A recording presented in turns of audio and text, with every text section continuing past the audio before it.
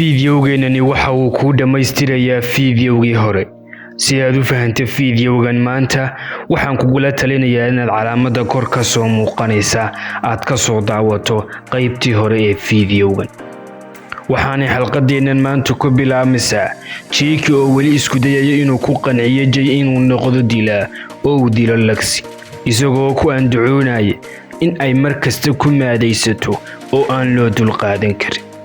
wada sheekaysi dheer kadib waxa uu Jay weydiinayaa sida uu iskugu bedelay caruusadan una noqday dhiigi cabkan.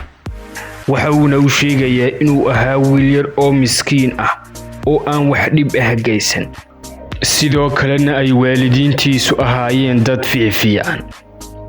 se waxa uu u sheegayaa inuu warka ka maqlay inuu magaalada joogo dilaa aan dadka waxba ka reebeen. sikadiisa ayaa laynoogu jirayaa fiidiyowgaas, waxaana soo muuqanaya macallimadii oo imaanaysa haweenadii dambi baadhaha ahayd, iyadoo ay weydiinayso in ay ku aragtay Jay habdhaqan la yaab leh ama wax isbeddel ah oo aan hore u lahayn maalmihii ugu dambeysay.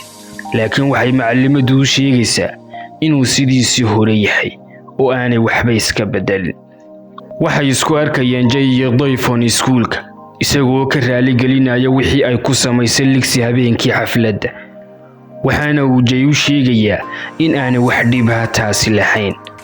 iyagoo wada sheekaysanaya waxa soo dhacaya moobilkiisa marka uu dibadda u soo baxo dugsiga. waxa uu ku naxay marka uu arkay macallimadii hor taagan, iyadoo u sheegaysa inay doonayaan waalidiintoodu waa Lexi iyo Jay inay heshiisiyaan, laakiin isagu wax danayn ah muusinin ee waa uu iskaga soo tegay. waxaynu arkaynaa isagoo u dabagalaya Lexi si uu u dilo, waana saamaynta ay kaga tagtay caruusadii Jake. waxa uuna sii watay dabagalkiisii ilaa inta uu ka helay fursad fiican oo uu Lexi ku dili karo. taladaasna waxa hore u soo siisay caruusadii. markii uu bilaabay in uu dilo, waxa uu ku kaadsoomay inuu yahay naadeerkii Junior ee aanu ahayn Lexi, isagoo si dhaqsa mindida u qariyay. Juniorna waa uu ka baqay, waana uu iskaga tegay. waxa uu la kulmay Lexi isagoo u sheegay inay raali geliso Jay, laakiin waa ay ka diidaysaa. marka ay guriga soo gashay, waxay aragtay walaasheed oo ooyeysa, doonaysana caruusadii Jake. Jayna waxa uu ahaa mid ku tababaranaya sida dilalka loo fuliyo. waxayna Lexi u imaanaysaa Jay iyadoo raali gelinaysa, laakiin Jay waa uu isku dayayaa in uu dilo, se waa uu ku dhici waayayaa. waxayna Lexi ku codsanaysaa in uu siiyo caruusadda Jake, iyadoo u sheegaysa in walaasheed ka yari ay doonayso.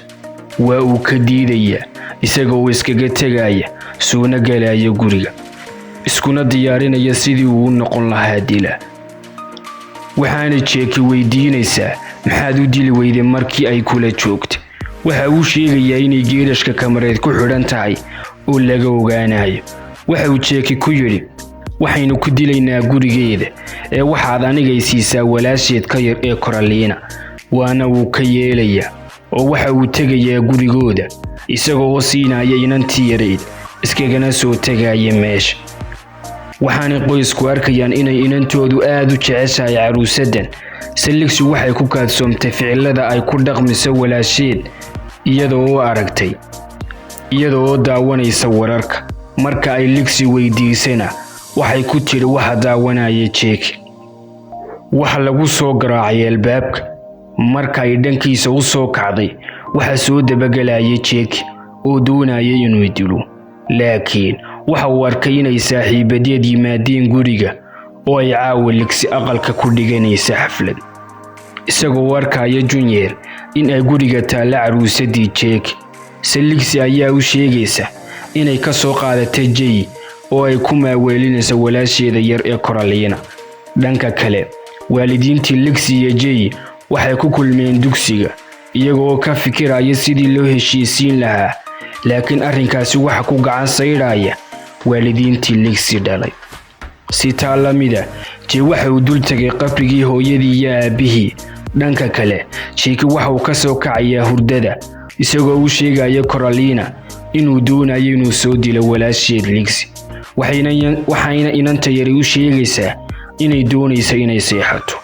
waxaynu arkaynaa inay xafladii bilaabantay laakiin daqiiqada kadib waxay arkaysaa Lexi walaasheedii yarayd oo daydayaysa caruusadii waxayna ku odhanaysaa waxa uu soo socday si uu ku dilo laakiin waxay bilowday in ay daydaydo waana ay waayayaan wax haddana soo dhexgalaya fiidyow qadiimiya oo uu ka soo muuqanaya Jake oo wiil yar ah kaas oo wajigiisa ka muuqata cabsi hoosna u soo degaya maqlaayana alaab la jabinayo waxaynu arkaynaa in aabihii uu dilayo tuug haddana waxaynu arkaynaa Jake oo ah mid dabaqa sare ku sugaya Lexi marka ay soo gashay si uu u dilo laakiin waxa uu weerarayaa qof khaldan waana Olivier waana uu dhamaystiraya maxaa yeelay waxa uu ogaaday xaqiiqdiisa cid maqashay ma jiran qaylada Olivier maxaa yeelay waxa ay heesaha ka dhagaysanayeen dhaga waaweyn waxaynu ogaanaynaa inuu Jake jeclaaday dilka marka uu arkay aabihii hortiisa lagu dilayo waxay Lexi aragtay kabihii Olivier oo qolka yaala marka ay baadhana waxay ku kaasoontay Jake oo xagga dambe kaga soo booday waxa uuna isku dayay inuu naqaska ku dhajiyo waxayna isku dayday in ay iska difaacdo laakiin waxa meesha ka kacay dab dhanka kale Lexi saaxiibadeed lama socon waxa meesha ka dhacaya laakiin Lexi waxay ahayd mid kaga badbaaday faracaaradood Jake waxayna ka sii naxday markii ay aragtay inay caruusadu dhaqdhaqaaqayso oo ay waliba hadlayso waxaana qorxaya qolka waxa fiidyowga lagu jirayaa fiidyow qadiimi ah iyo Jake oo wiil yar ah isagoo haysta mindi yar kana dhuumanayaan isaga iyo hooyadii tuugii dilay aabihii laakiin Jake waxa uu dilayaa hooyadii waxaynu ogaanaynaa inuu noqday dilaadanka dhimirka si taalamida waxaynu arkaynaa in qabriga Jake uu ku xigo qabriga Jay hooyadii taas oo micnaheedu yahay inuu xiriir ka dhaxeeyo Jay iyo Jake waxaynu ku ogaan doonaa xalqadaha xiga lana soco xalqadaha xiga waxa laga yaabaa inay waqti xaadirkan ku jirto channelka waxayna ka soo muuqanaysaa hortaada ee taabo